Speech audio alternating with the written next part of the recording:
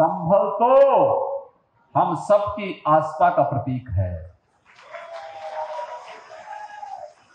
हरि और हर यानी विष्णु और शिव दोनों का जहां पर एक सामूहिक रूप से दर्शन हो सकते हो, वही है हरिहर। भगवान विष्णु का 10वां अवतार इसी संभल में हमारे पावन ग्रंथों ने माना है। बहनों और भाइयों, कुछ लोगों को यह विवादित विषय लगता होगा, क्योंकि जिनकी पृष्ठभूमि ही विवादित है, जिनका पारिवारिक पृष्ठभूमि ही विरासत है, उन्हें हिंदू परंपरा में विवाद नजर आता है।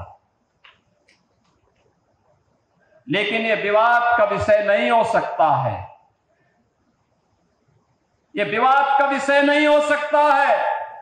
यहां पर जब संभल की हम चर्चा करते हैं तो बहनों और भाइयों, यह हम सबका और दुनिया का ध्यान आकर्षित इसके माध्यम से हम सबका हो जाता है। आपने इस बात को देखा होगा कि संभल की चर्चा जो सबसे प्राचीन पुराण है, श्रीमद् भागवत महापुराण, 5000 साल पहले रचा गया था। भगवान वेदव्यास ने महाभारत युद्ध के बाद उस समय की शांति के लिए, मुक्ति के लिए जिस महापुराण की रचना की थी, वह श्रीमद् भागवत महापुराण है। स्कंद पुराण, विष्णु महापुराण, इन सब में यह उल्लेख है। चिल्ला चिल्ला के हमारे पावन ग्रंथ इस बात का उल्लेख कर रहे हैं कि भगवान विष्णु का 10वां अवतार कल्कि में होगा। स्कंद पुराण ने तो इस बारे में कहा है कि सत्यव्रतो नाम त्रेतायाम च महदगिरी द्वापरे पिंगलो नाम कलो संभल उच्यते। यानी संभल ये कलयुग का नाम है। अलग अलग युग में अलग अलग नाम थे। सतयुग में सत्यव्रत, त्रेता में महदगिरी, द्वापर में पिंगल और आज सांभल यानी संभल हो गया।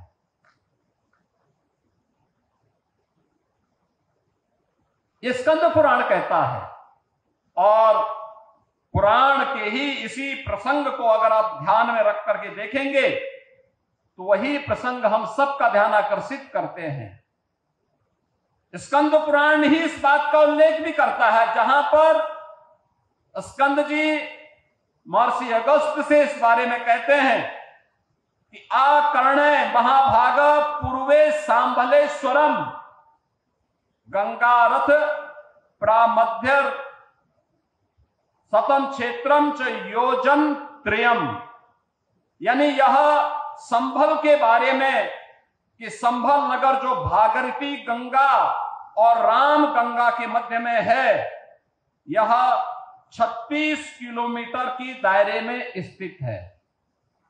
इसके महात्म के बारे में, इसके क्षेत्रफल के बारे में यह स्पष्ट उल्लेख किया जाता है, और श्रीमद् भागवत महापुराण में ही इस बात का उल्लेख करता है कि यदा चंद्रस्य च सूर्यस्य च तथा तिस्य बृहस्पति एक राशो समेस्यन्ते तदा भवति तत्कृतम। अर्थात चंद्रमा, सूर्य और बृहस्पति ये तीनों ग्रह जब उस नक्षत्र के प्रथम चरण में एक साथ प्रवेश करेंगे, तभी सतयुग का प्रारंभ होगा, जो श्री कल्कि श्री विष्णु के अवतार और सतयुग और कलयुग की संधि में होगा। अब जिसके पास दृष्टि न हो तो उसके बारे में हम क्या कह सकते हैं। और संभल एक सच्चाई है। बहनों और भाइयों, इस सच्चाई का उल्लेख हमारा ग्रंथ कहता है। 68 तीर्थ थे, 68 तीर्थ थे यहाँ के। 19 पावन कूप थे, परिक्रमा का मार्ग था, सब कुछ था। कैसे बर्बर अत्याचारों से विदेशी आक्रांताओं ने इन तीर्थों को नष्ट किया, अपवित्र किया, कैसे इन कार्यों को अपवित्र करने का कार्य किया, कैसे कब्जे हो जाते हैं। 19 के 19 कूपों पे कब्जा हो जाता है, तीर्थों पर कब्जे हो जाते हैं, मार्ग तोड़ दिए जाते हैं। 24 कोस और 84 कोस की परिक्रमा के मार्ग को बाधित किया जाता है। परिणाम एक सच को छुपाने का कुत्सित प्रयास। लोक माता अहिल्याबाई होलकर ने अपने समय में इन तीर्थों का पुनरुद्धार किया था। उन्होंने उस समय जब काशी विश्वनाथ मंदिर के पुनरुद्धार का कार्य लोक माता अहिल्याबाई होलकर ने किया था, उसी समय भगवान सोमनाथ के मंदिर का, चाहे भगवान सोमनाथ का मंदिर सौराष्ट्र गुजरात का हो या काशी में भगवान विश्वनाथ का मंदिर, ये क्रूर आक्रांताओं के बर्बरता के शिकार हुए थे। उनका पुनरुद्धार करने का काम, यह कार्य भी लोक माता अहिल्याबाई होलकर ने किया था। तो साथ ही साथ उन्होंने संभल के इन तीर्थों के पुनरुद्धार का भी काम किया था।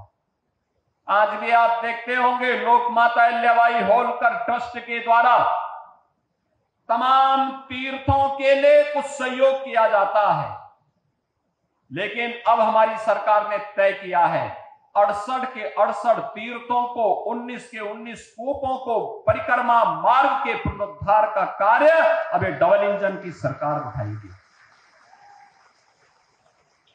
ये हमारा दायित्व भी है, नैतिक कर्तव्य भी है, क्योंकि विकास तभी सार्थक होता है जब वह विरासत के साथ जुड़ती है। ये विरासत का संरक्षण भी है और आने वाले वर्तमान और भविष्य के सुनहरे सपने को उड़ान देने के लिए उन्हें विकास की प्रक्रिया से जोड़ने का एक अभियान भी है। संभल जैसी सच्चाई को छुपाने की कुत्सित चेष्टा करने वालों के उन गलत मंसूबों को भी ध्वस्त करने का काम करेंगे, जो भारत और भारतीयता को, भारत की विरासत को कलंकित करने का कार्य करेंगे। उन्हें वह सबक सिखाएंगे, उनकी आने वाली कई पीढ़ियां याद करेंगी कि वह भी किन लोगों से टकराए थे। बहनों और भाइयों, संभल की इसी सच्चाई को आज डबल इंजन की सरकार देश और दुनिया के सामने ला रही है। हमारे पास शास्त्रीय प्रमाण भी है, हमारे पास पुरातात्विक प्रमाण भी है, हमारे पास लोक मान्यताएं भी हैं, और हमें सब कुछ बताने के लिए हमारे पास है। और पुनरुद्धार के उस कार्यक्रम को जिस स्तर पर आगे बढ़ाने का काम हुआ है, आज उसी को एक शुभारंभ करने के लिए मुझे सावन मास में, देखो विष्णु का अवतार है, होने वाला है, तो भगवान विष्णु की इस संभावित अवतार की भूमि को, भगवान कल्कि की इस पावन धरा को श्रावण मास में, यानी भगवान शिव का महीना है, तो हरि का भी और हर का भी एक साथ समन्वय आज यहां पर हो रहा है। इसलिए हम लोग आज यहां पर आए हैं। जो योजनाएं हम लेके आए हैं, ये तो एक छोटी सी झलक है, इसकी एक छोटी सी झलक है। ये कार्य युद्ध स्तर पर आगे बढ़ेंगे। जितना बड़ा पुलिस लाइन, जितनी बड़ी पुलिस लाइन बनेगी, उतना ही बड़ा जिला मुख्यालय भी यहां पे बनेगा। इंटीग्रेटेड कॉम्प्लेक्स होगा, एक छत के नीचे सभी समस्याओं का समाधान। जनता जनार्दन को, संबल वासियों को कहीं दौड़ धूप करने की आवश्यकता नहीं पड़ेगी। वैसे भी चंदौसी तो हमारा वैसे पहले से ही ये मान्यता प्राप्त है कि ये मिनी काशी है, छोटी काशी के रूप में उसकी मान्यता है। लोग वृंदावन के रूप में, काशी के रूप में बड़ी मान्यता के साथ, बड़ी श्रद्धा भाव के साथ वहां की पर सैकड़ों की संख्या में बने हुए मंदिरों में दर्शन करने के लिए आते हैं। चंदौसी में एक बार आना भी है मुझे, वहां पर बजरंगबली का एक बड़ी मूर्ति भी बनाई हुई है। विरासत को विस्मृत करके कोई भी समाज आगे नहीं बढ़ सकता, नहीं बढ़ सकता।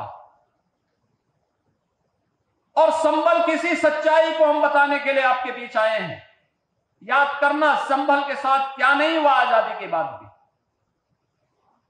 क्या नहीं पाप कांग्रेस और समाजवादी पार्टी ने किया। कांग्रेस यहां सामूहिक हत्या करवाती थी और समाजवादी पार्टी उनके चेले के रूप में उनके पाप पर पर्दा डालने का काम करती थी, हत्यारों को बचाने का काम करती थी। यही तो हुआ था संभल में, यही तो हुआ था आजादी के बाद में जो कत्लेआम हुए थे। क्योंकि अगर ये सच्चाई सामने आ जाती तो उनको वोट बैंक खिसकने का भय था। हम लोग वोट बैंक के लिए नहीं आए हैं, हम तो विरासत का संरक्षण करने के लिए आए हैं। वोट बैंक नहीं, विरासत का संरक्षण है। हम विकास को जोड़ने के लिए आए हैं। हर उत्तर प्रदेश वासी का विकास पर पूरा अधिकार है। विकास से उन्हें वंचित करके ये बांटने वाले लोग गरीबों के हक पे डकैती डालते थे। गरीब को राशन नहीं मिलता था, गरीब को मकान नहीं मिलता था, बेटी की शादी के लिए अनुदान नहीं मिलता था, एक गरीब को स्वास्थ्य की सुविधाएं नहीं मिलती थी। गरीब बच्चा स्कूल में जाता था, न शिक्षक होता था, न बुनियादी सुविधाएं होती थी। बेटी असमय स्कूल छोड़ने के लिए मजबूर होती थी क्योंकि विद्यालय में न पेयजल की व्यवस्था थी, न शौचालय की व्यवस्था थी। और आज जब डबल इंजन की सरकार कर रही है, काम कर रही है, आज आप देख रहे होंगे विद्यालयों में बुनियादी सुविधाएं, बालक और बालिकाओं के लिए पेयजल की व्यवस्था भी है, टॉयलेट की व्यवस्था भी है, अच्छा फर्श बना है। फर्श बनाने के साथ ही डिजिटल लाइब्रेरी भी है, स्मार्ट क्लास भी है, पर्याप्त सुविधाएं उपलब्ध करवाई जा रही हैं। पिछली सरकार में दंगे होते थे, अराजकता फैलती थी, शोषण होता था, न बेटी सुरक्षित थी, न व्यापारी सुरक्षित था। आज बेटी भी सुरक्षित है, व्यापारी भी सुरक्षित है, हर उत्तर प्रदेश वासी सुरक्षित है, केवल दंगाई सुरक्षित नहीं है। दंगाई के ऊपर महाकाल अब अपना वास्तविक असर दिखा रहा है। अब वह अपनी गति को दुर्गति में बदलने के लिए वहां दिखाई दे रहा है और संभल और उत्तर प्रदेश अपनी गति को प्रगति की तरफ उछाल मार रहा है।